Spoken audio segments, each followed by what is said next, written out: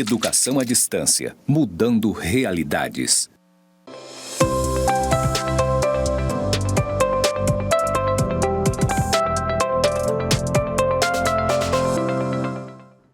Saudações, pessoas!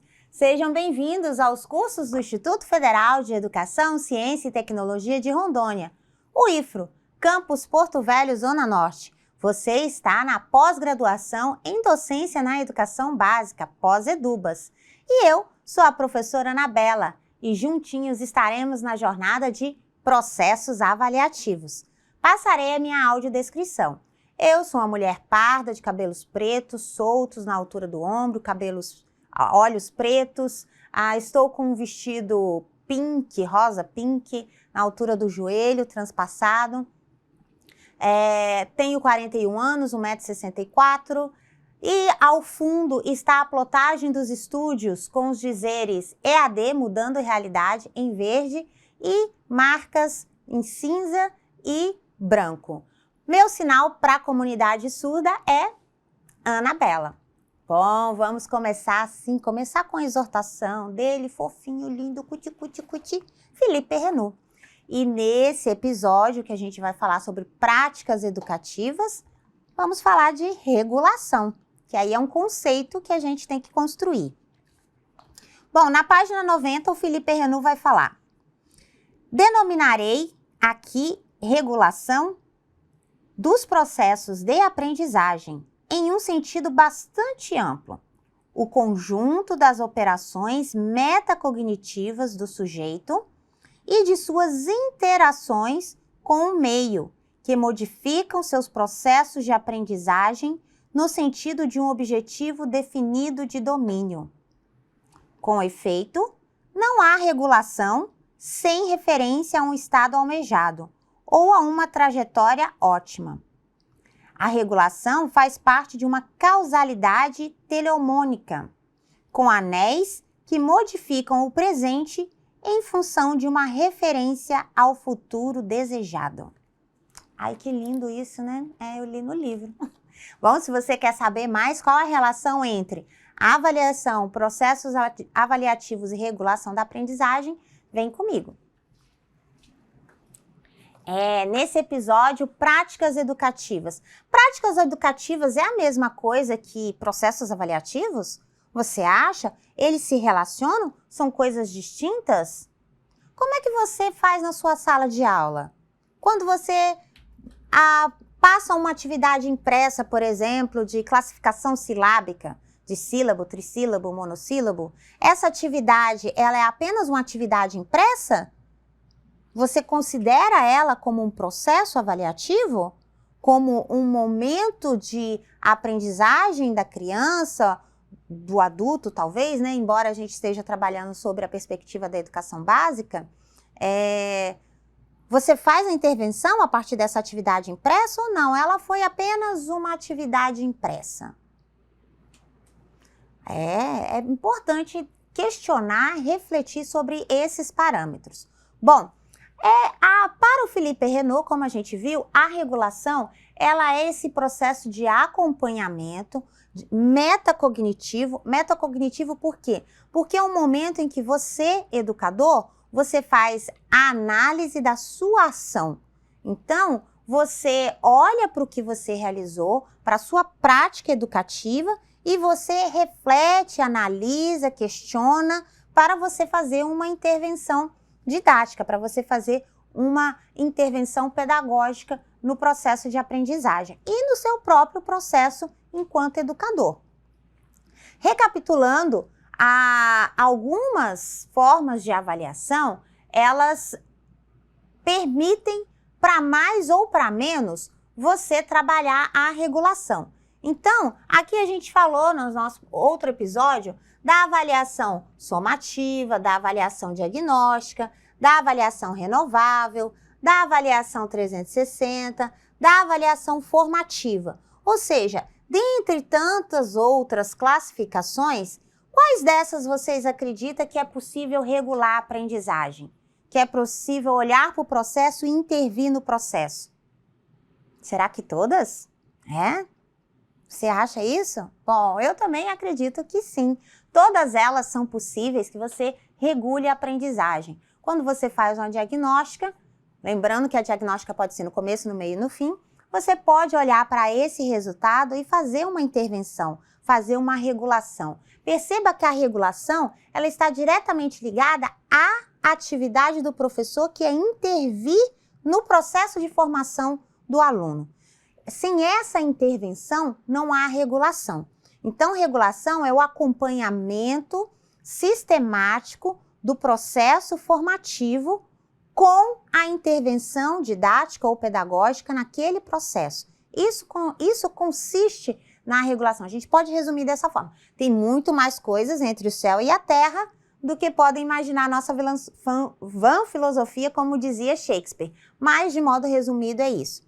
Para destacar, olha, a gente comentou do blog dos Jovens Gênios e esse blog ele tem um material muito bacana que é sobre quais os principais tipos de avaliação e como utilizá-los. Inclusive, vai tratar aqui sobre a regulação. Então, ele vai falar sobre avaliação diagnóstica, avaliação formativa, avaliação formativa, e outros tipos que você pode baixar o e-book gratuito. Então, lembrando, a internet pode ser um espaço de conhecimento? Com certeza. Basta a gente localizar espaços em que essas informações estão bem organizadas, tem credibilidade, tem continuidade.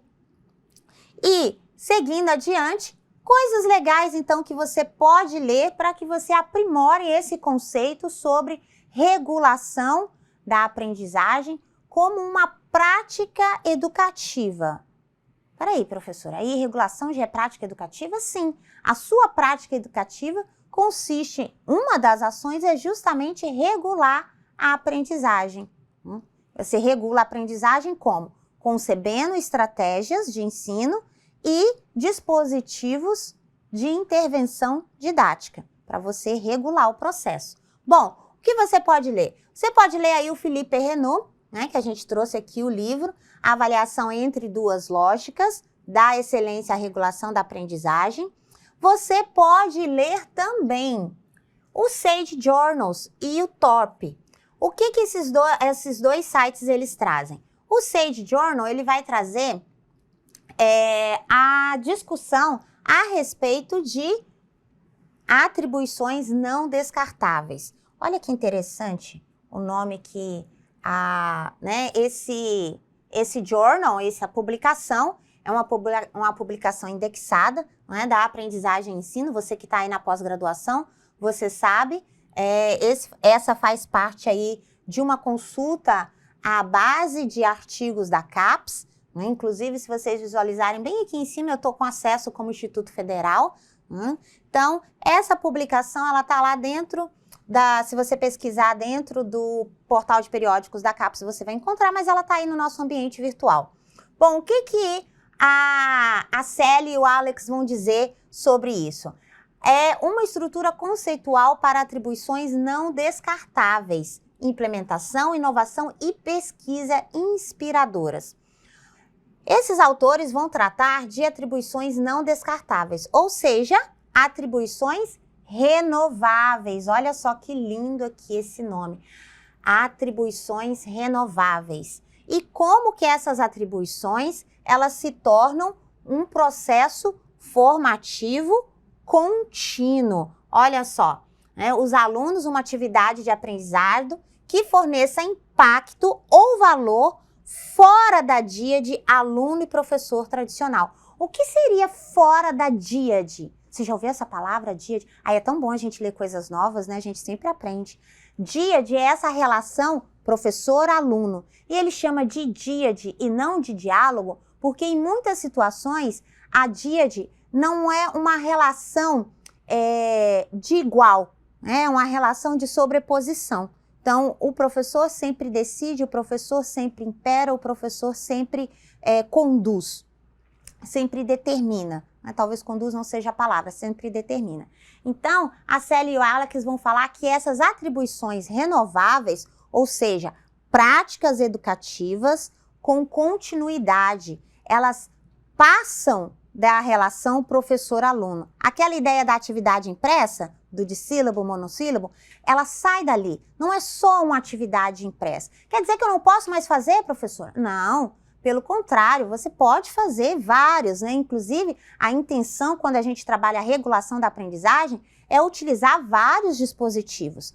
Mas tentar ir pela perspectiva de que essa atividade impressa, ela componha um conjunto que tenha valor fora da díade, impacto ou valor, com a capacidade de alcançar outras pessoas. Como a gente falou, por exemplo, do jardim, da horta, né, da pesquisa, de organizar uma outra estratégia interessante que eu posso dizer para vocês é organizar uma feira de brinquedos recicláveis. E aí, você já pensou nisso como uma atividade renovável? Como uma prática educativa renovável? Sim.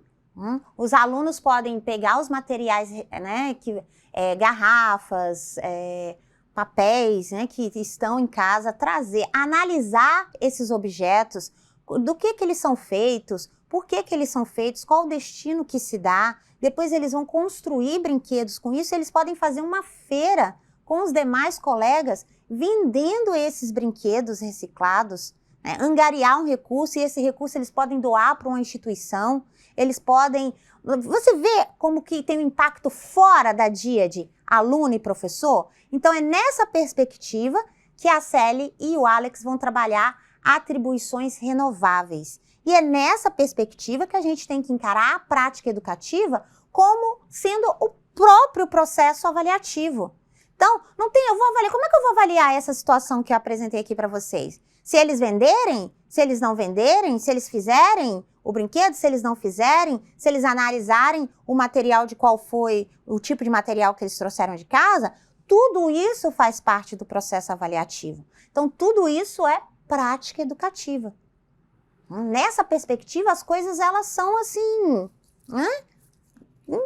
Aí a Libras vai ajudar a gente, né? Assim, isso, desse jeito, né? Então, ela é intercalada, ela é articulada, ela é inerente, ela faz parte, ela não é dissociada, não é um momento estanque. E dentre outros recursos que a gente pode falar aí da avaliação renovável, a gente tem aqui, um guia de boas práticas do caderno de práticas do Ministério da Educação. Olha, você já ouviu falar disso? Práticas educativas, né? Já que a nossa temática aqui são práticas educativas no nosso episódio. Lá no site do MEC, esse link também está disponível no ambiente virtual, você tem a possibilidade de consultar um guia de práticas pedagógicas que, né, estão baseadas na BNCC, e você pode procurar por etapa, educação infantil, anos iniciais, anos finais. Então aqui vamos falar de educação infantil e olha só que interessante que você tem aqui. Você tem um áudio, né, um podcast sobre o que está tratando aqui dentro da página e as ideias que pipocam. Mas o mais interessante é como ele é organizado. Olha só, você tem o que é a atividade, então aqui sequência de atividades com contação de histórias. Como fazer, todas as etapas de como fazer essa atividade, certo?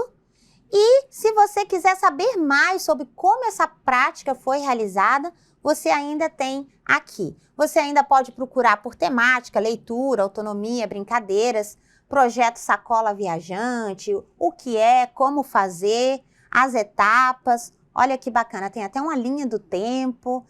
E todas essas atividades, todos esses materiais, recitando e encantando poesias infantis, são analisados pela perspectiva de atividades renováveis, atividades contínuas, atividades baseadas na lógica de continuidade, na lógica formativa. Então você aí tem o guia de boas práticas para você consultar, vê se você já não fez algo parecido. Já pensou? De repente você já fez até mais coisas do que você imagina nessa perspectiva de regulação da aprendizagem, para processos avaliativos e práticas educativas. Então, fica a dica de leitura. Até a próxima. Bonanças!